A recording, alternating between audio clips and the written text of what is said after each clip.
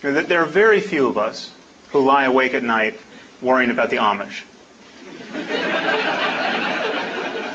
This is not an accident. Consider how we as atheists are constrained to talk about Islam. And Christians often complain that atheists balance, and the secular media generally, balance every discussion of Islam with a discussion of extremist Christianity. The usual mode is to say, well, they have their jihadists, but we have people who kill abortion doctors. Okay, I think our Christian neighbors, even the craziest of them, are right to be outraged by this pretense of even-handedness. The truth is that Islam is quite a bit scarier and more culpable for needless human misery at this moment than Christianity has been for a very, very long time. And we have to point this out.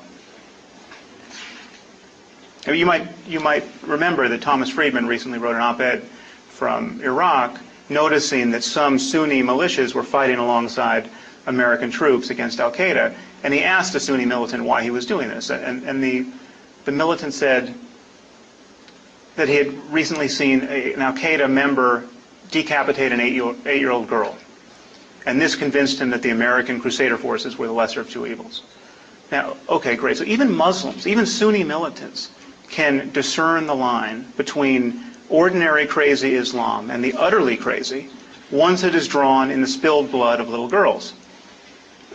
This is a basis for hope of sorts. But we have to be clear, unremittingly clear about what is on the other side of that line. I mean, this is what we and the rest of the civilized world and the semi-civilized world are facing. Utter religious lunacy and barbarism in the name of Islam with, I'm unhappy to say, some mainstream theology to back it up.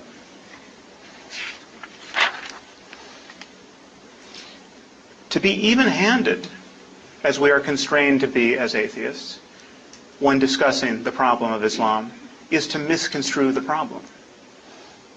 The refrain that all religions have their extremists is bullshit. All religions don't have these extremists. Some religions have never had these extremists.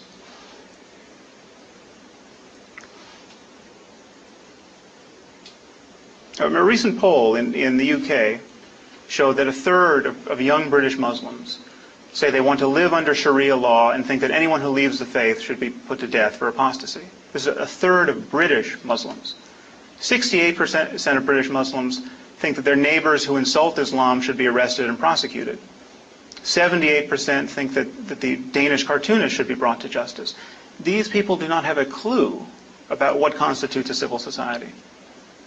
It seems to me that reports like this coming out of Muslim communities living in the West should concern us before anything else about religion concerns us.